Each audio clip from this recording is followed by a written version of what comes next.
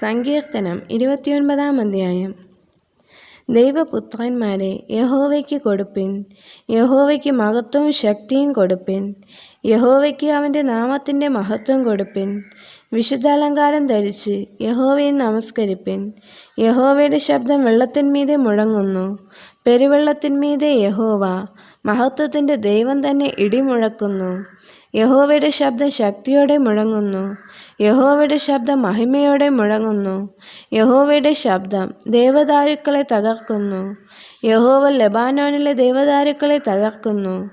അവൻ അവയെ കാളക്കുട്ടിയെപ്പോലെയും ലെബാനോനെയും സിരിയോനെയും കാട്ടുപോത്തിൻ കുട്ടിയെപ്പോലെയും തുള്ളിക്കുന്നു.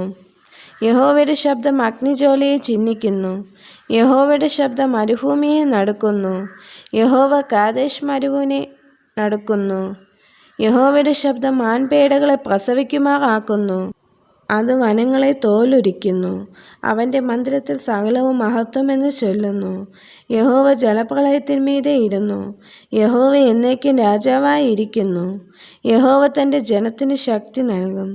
യഹോവ തൻ്റെ ജനത്തെ സമാധാനം നൽകി അനുഗ്രഹിക്കും. ഈ വചനങ്ങളാൽ ദൈവം എല്ലാവരെയും അനുഗ്രഹിക്കുമാറാകട്ടെ. ആമേൻ.